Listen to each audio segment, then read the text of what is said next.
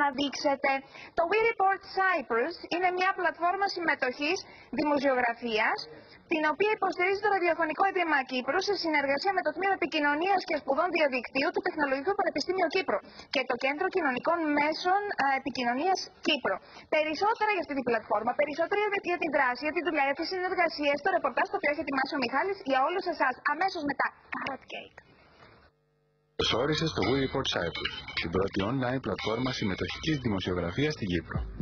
Η συμμετοχική δημοσιογραφία βασίζεται στην ιδέα ότι οι πολίτες και οι δημοσιογράφοι μπορούν να συνεργαστούν σε ένα αμφίδρομο μοντέλο ενημέρωσης. Συμμετοχική δημοσιογραφία είναι ένα εναλλακτικό, μπορούμε να πούμε, είδος δημοσιογραφίας, όπου δεν περιορίζεται μόνο στην επαγγελματική του μορφή, όπου μόνο επαγγελματίες δημοσιογράφοι μπορούν να ασχοληθούν, αλλά ο κάθε απλός πολίτης μπορεί να συμμετέχει στα δρόμενα, να γράφει τα θέματα που τον αφορούν και να παίρνει ρόλο δημοσιογράφου.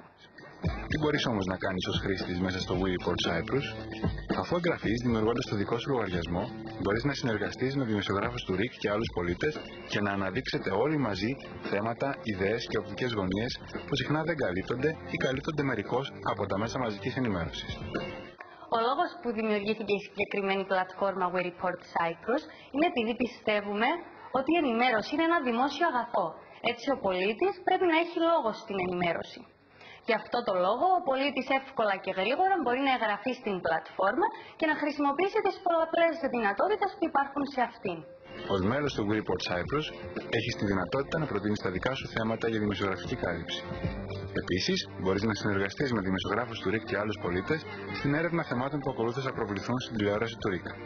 Τα θέματα δεν θα προβάλλονται μόνο από την οπτική γωνία του επαγγελματία δημοσιογράφου, αλλά υπάρχει δυνατότητα να προβληθούν οι διάφορες οπτικές γωνίες, φυσικά πάντα με την καθοδήγηση ενός επαγγελματία δημοσιογράφου. Η συγκεκριμένη ιστοσελίδα έχει αρκετές χρήσεις τις οποίες μπορεί να κάνει κάποιος χρήστης.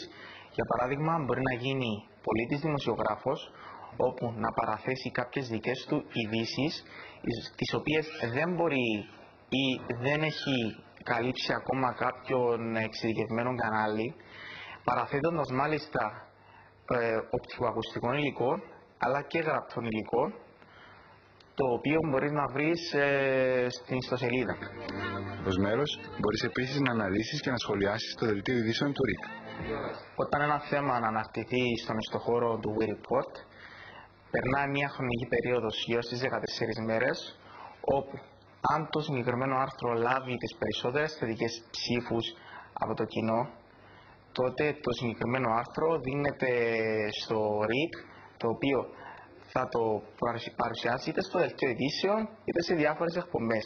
Να πούμε όμως ότι τα άρθρα είναι πάντα γραμμένα από εγγεγραμμένα μέλη του We Report Cyprus, άρα αν κάποιος θέλει να κινηθεί κάπως έτσι θα πρέπει πρώτα να γίνει μέλος.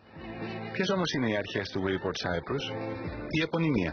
Για να μπορείς να χρησιμοποιήσεις την πλατφόρμα πρέπει απαραίτητα να είσαι εγγεγραμμένος με το ονοματεπώνυμό σου. Η άδεια. Ό,τι υλικό αναρτάς ως μέλος του We Report Cyprus αυτομάτως υπόκειται σε άδεια Copyright Creative Commons, στην οποία και αναγνωρίζεσαι εσύ ως δημιουργός. Η συνεργασία. Οι δημοσιογράφοι του ΡΙΚ μπορούν να σου παρέχουν βοήθεια στην επεξεργασία των θεμάτων που εσύ έχεις αναρτήσει. Η προβολή. Το έργο σου μπορεί να προβληθεί στην ιστοσελίδα και στην τηλεόραση του ΡΙΚ. Η εποπτεία. Η εποπτεία της πλατφόρμας γίνεται με τη μέγιστη διαφάνεια από τη συντακτική ομάδα, η οποία αποτελείται από το Ραδιοφωνικό Ίδρυμα Κύπρου, το Τεχνολογικό Πανεπιστήμιο Κύπρου και τους πολίτες, εμάς.